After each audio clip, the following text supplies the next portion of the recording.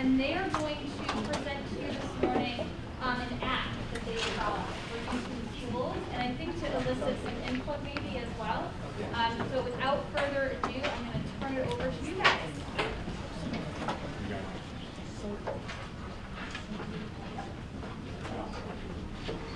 Here are some, pass them around. I'm going to pass on just so you can get a feel for what the app we're talking about here. We have it right here.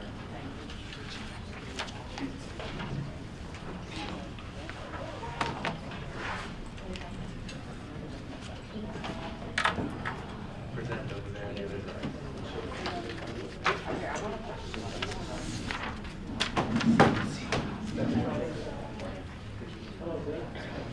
Okay, so. Can you guys like yell? Good morning, everyone. Mark, and that's Sean. And we're the creators of the Emergency Message App. Go get it while you're running. So in today's presentation, we'll first be talking about our app and telling you guys what it is. Then we'll be giving a brief history of how it all started. Afterwards, we'll be giving a bit of demonstration and asking for feedback for future development. So, this project started over a year ago as our final project for the mobile CSP class, which we were all enrolled in last year. So we were tasked with kind of a hard project. We had to create an app that would help either our school or our community in general. And so we took this and we had no idea what to do. And so we're sitting brainstorming in class, and a lockdown is called in our school. And it's a code yellow lockdown, but we're all advised to stay in the classroom. And so our teacher wants to be in the loop, and he wants to know what's going on. So he spends about 10 minutes calling other teachers and administration, trying to figure out what had happened. And eventually he figures out that there was a raccoon in our courtyard, so we all had to stay inside. So after that we thought, that took quite a long time for him to figure out something so simple. And there's got to be a better way to streamline this process. So we started our first version of this app, and we put it in for our final project. But after we had done that, we thought, why don't we go further with this? So we took it and we worked hard after school, many hours working away at it, and came up with our final working version of the app that we then submitted to several competitions, winning first place in both the U.S. House of Representatives App Challenge and the Hartford STEM Expo.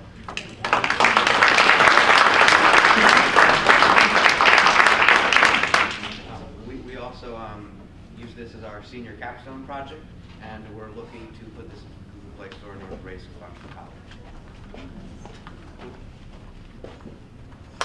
So you guys may be asking, what exactly is Emergency Messenger app? Well, it's an emergency application that allows the principal to communicate with every single teacher, staff member, administrator during an emergency situation. This video not only demonstrates how this app may come into play during an emergency situation, but it also gives step-by-step instruction of how it works.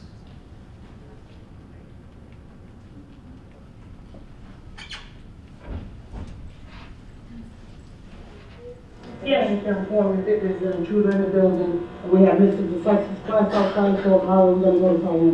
That's okay, I'll use the app and let everybody know. Okay, so we select an emergency, I think it's number 7. Lockdown, intruder in the building, students must remain in the classroom, move to a secure location in the classroom. I click number 7, all staff are now being notified of intruder in the building. Miss B, I just received notification from Mr. Vasescus, the intruder came in through the Griffin's entrance. Okay, Ms. Biggs, I notify the police immediately. All right, thank you, Miss B. You're welcome. Hartford Police Department, this is HMTCA. Hello, my name is Sean Hartley. I'm Christopher Marks, and I'm Elliot Serrano, and we are the creators of the Emergency Messenger app. Let's take a look at the app. The first step, all teachers must join the hub by texting the word join to the principal's phone. I don't know how to change that. The app's main feature is a selection of the common emergency situations that schools may face. Teachers can also send in mobile updates to help better inform administration of the current situation.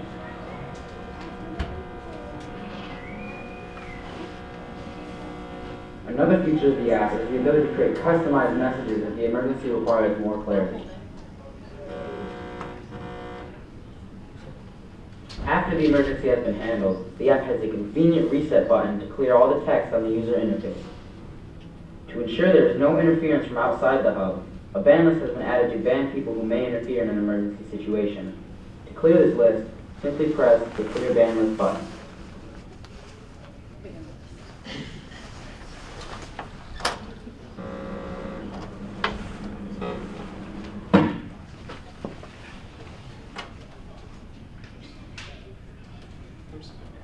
We're now going to do our quick live demonstration. So if you have a mobile device, please text the word join to the number on the screen. Now this can be any phone. It doesn't have to be a smartphone. It doesn't have to be an Android phone. It can be any phone, even if it's a flip phone. If you can text in, you can use this app. The app only needs to be on one device or tablet. It does not need to be on everyone's own phone. So,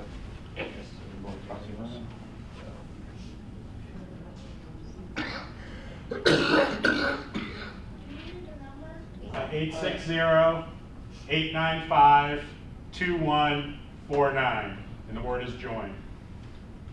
Again, 860-895-2149. and as you see on the screen, it's showing members have joined.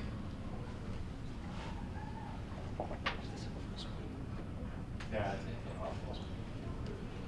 I'm just going to give it a moment for everyone's text to come through so they can all be joined on the list. Text the word join. Someone's calling me.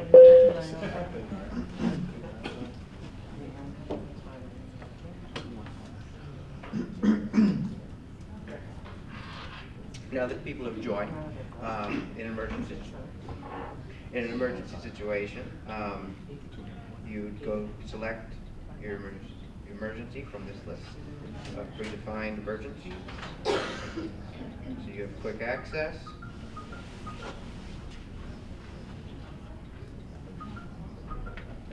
And you should all receive messages. Pretty cool.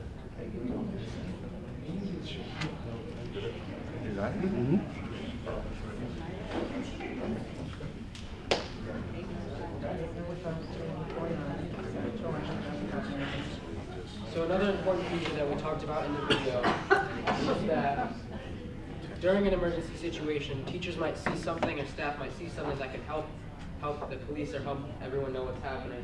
So they can text back to whoever has the app on their phone, and it will take that text in and show it under updates to the tab where it allows a flash message, and it will then send that out to everyone, so everyone's up to date within seconds.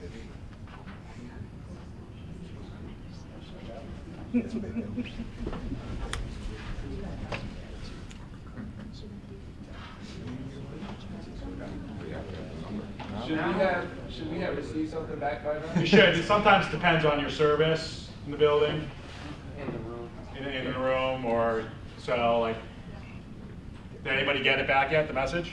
I got it. Okay. So it will come in a minute, depending on where, like in our building, depending where you're on. My phone doesn't work at all, so.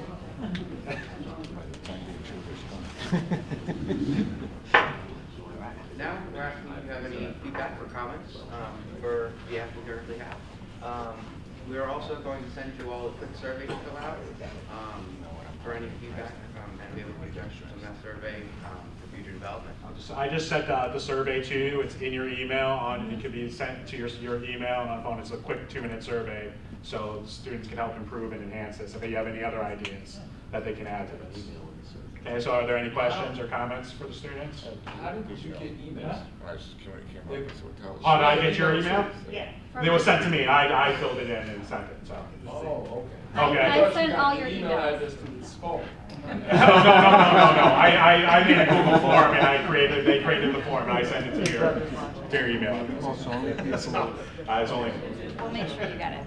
That's right. Is it possible to send us a link to the app itself? Yes, there is a website that has, yeah, I can do that for you. They do have a website that they created, and it's all you have to do is do a bar load. You can do it right now if you wanted to. You can download it with your barcode scanner, install it on your phone right now. It's important to note that it only works for Android phones at this moment.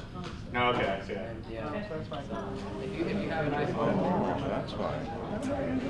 Explain why. That's an Apple? So that's because Android works on open source, which basically means that anyone can develop apps and software for Android for free. And so Apple, you have to pay for licensing and special software. So in the future, we hope to put it on Apple, but it's not right now. Any other questions or comments? It worked on my iPhone. It did? Oh, awesome. The texting back to you, right? It texted. Yeah, the texting back works on any phone. To actually use the app itself as a principal, you have to. The app only has to be on one phone, but it has to be an Android phone at this particular moment in time. Which, I'd like to say, with the mobile CSP class raised by Trinity College right now, I work with them too as well, part-time. Trinity College in their computer science program has become a nation leader. In Hartford, they've trained a bunch of Hartford teachers, and Hartford has a chance to become a leader in computer science. I was just brought down to Washington, D.C. by the National Science Foundation as one of the top 100 teachers in computer science in the country, and they tapped me on the shoulder and said, "Nice job." But the biggest thing for them was we have to get computer science out here. There are less computer science teachers today than there were in the 1990s. 90% of all schools don't even have a computer science program. And I just went before the legislature to try to get a bill passed. And the big thing with the legislature was money. For HMTCA, it cost them $0 to train me to bring this course back to the school. $0. There is so much free curriculum out there. There are so many grants to train teachers that we can bring computer science to Hartford from the kindergarten level through code.org. They have a full curriculum all the way up to the high school. And right now, because of what Trinity College has done and Dr. Morelli has trained us, Hartford has a chance to become a leader in this initiative to help close the achievement gap as far as computer science. And as you can see, students have taken off with this. And I brought it to all my other classes from special ed students. I have counselors and teachers who are having those, running to me, bringing those special ed students to my classrooms because of the power of this. Kids who don't normally succeed in an academic setting are succeeding in my classroom because they have a new and creative avenue to express themselves. So computer science is, let's face it, the future of our country and the way we're going. And there are going to be over 2.4 million jobs over the next 10 years and only 400,000 people to fulfill. So this is the next way we can bring this to our students and help our country, because that's what the National Science Foundation is really looking for. Thank you.